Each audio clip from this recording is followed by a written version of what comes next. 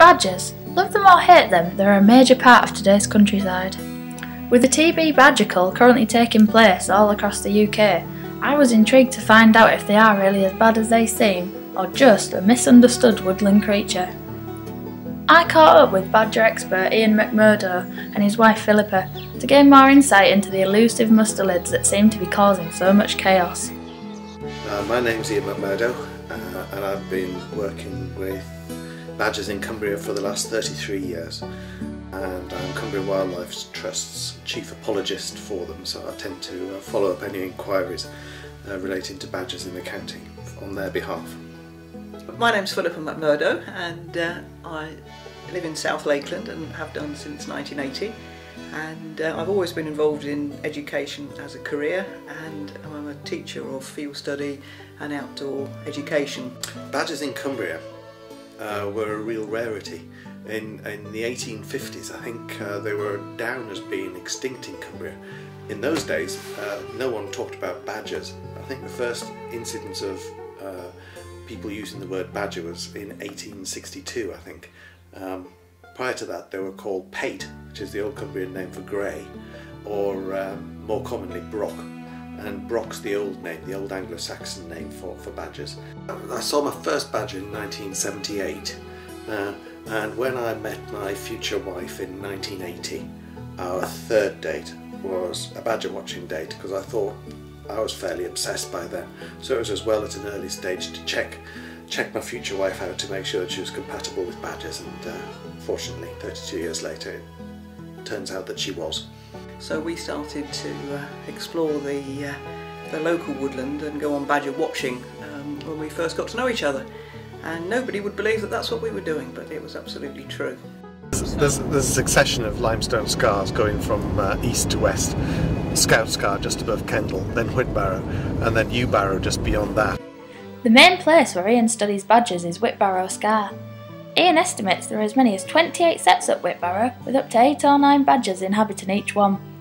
It is strange to think that this is due to a lot of limestone being present. And the limestone makes this very, very thin soils alkaline, and where you get alkalinity you get a lot of worms. Where in Cumbria you get a lot of worms, you get a lot of badgers, it seems.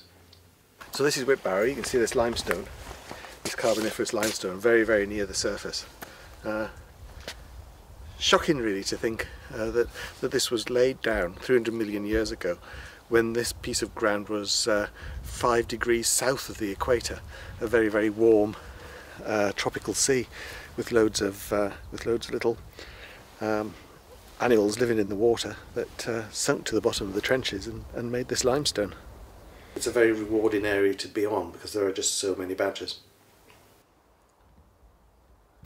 As part of Phil's job, she educates children using various visual methods.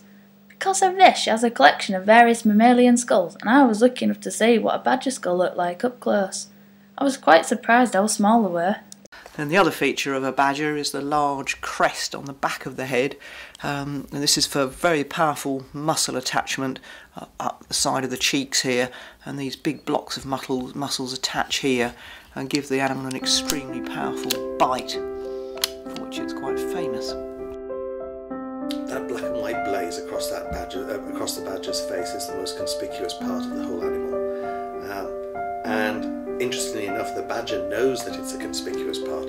It might be warning coloration, it might be to tell other animals who may be thinking about tangling with them that I'm quite dangerous, I've got a powerful bite, and you don't want to tangle with me. But as I say, the interesting thing is they know that it's a conspicuous mark. On 2 occasions, in hundreds of hours of watching, I've seen badgers cover the black and white blazes with their big front claws, the digging paws, to obscure the black and white mark from other animals. It's usually on the set surface where something is wandering around. The first time I remember it was a little roe deer came in from the right, and I could hear the roe deer coming, and certainly the badgers could. They all went onto the parapet and got down really low and covered the black and white mark so they could watch what was coming without alerting the animal to the fact that they were there. It was extraordinary. I've only seen it once since. Badgers are a fascinating creature, really. I think perhaps because they're nocturnal, a lot of people don't see much of them and think they're probably a lot rarer than what they actually are. Ian also introduced me to his friend and colleague Andrew Gardner, who owns his own company dealing with surveying ecological areas and controlling the movement of badgers. Not only does he work extremely closely with the black and white creatures, a few years back he ended up sharing his house with one. About 4 or 5 years ago, when Tanya was a pup, we had a call from somebody over in Northumberland who had been feeding badger cubs on milk. They'd found them somewhere in a field and then picked them up. Unfortunately, as badgers are lactose intolerant, a lot of the fur fell out of the cubs and several of them died. The surviving member was sent across here. A colleague of mine had a bit of a wildlife hospital and knew how to look after them. While she was on holiday, I looked after the cub, and they're very playful when they're a cub of badgers. And she was actually playing with Tana, who's also put rough and tumble on the lawn, biting each other and chasing each other around, sort of nicking into each other as badgers do when they're having fun. It's really quite fascinating to see a young badger playing with us and the dog as it would do in the wild with its co-cubs, as it were, in the set. It's something that people don't get to see or interact with very often, but I can tell you they can give you quite a nasty nip when they want to, even when they're a small sort of 8-week-old cub. That cub has gone off down to the south of England to be released, because badgers generally are very territorial. It was impossible to release it to the existing territory of another badger clan. So it went down to a woodland where there was no existing badgers and was released with several other cubs of the same year and age as itself. We've not heard back from it. We assume it's okay, but it was quite an interesting experience to have time with a small badger cub, which you wouldn't normally get to do. As much as I didn't want to bring the tone down, I felt the time was right to approach the subject of the TB cull. I couldn't imagine at this point what Ian's opinion would be on such a pressing matter. The TB badger cull is going to be an immense amount of upheaval, I suspect, in the British countryside. There's no real good reason for doing it. If you were to kill all the badgers that were infected, you might be able to reduce the incidence of bovine tuberculosis in cattle by about 16% max, probably around 12. So farmers are going to be asked to spend a vast amount of money to not really address the total problem. The main problem is cattle-to-cattle transfer of the disease. The badger-to-cattle part of the disease is the minor part. So by getting rid of the badgers, you may reduce the incidence of bovine tuberculosis in the cattle, but you're not going to solve the problem.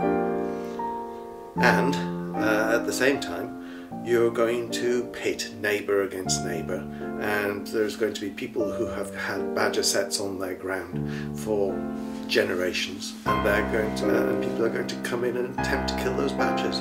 It's just an excellent way of making people fall out with each other all over Britain.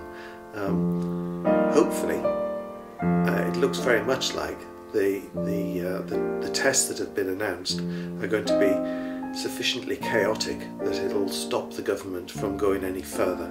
I don't think the government really wants to kill loads of badgers and become as unpopular as they're going to become. I think it's almost a sop to those people who are desperate and who are losing loads and loads of money. And it is tragic, but they just want someone to do something.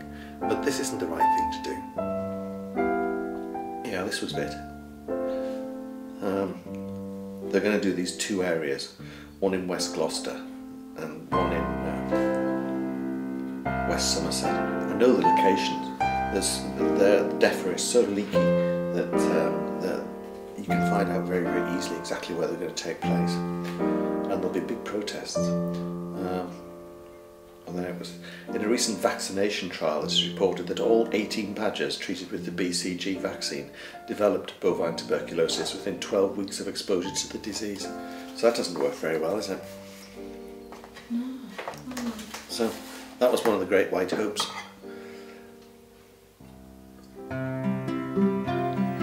I totally understand Ian's point. The farmers want to protect their cattle, but at the same time this will dramatically reduce the population of badgers that conservationists have struggled to boost. I've had a great time talking to Ian, Phil and Andy, and we can only hope that people like them can change the way people see badgers in the future.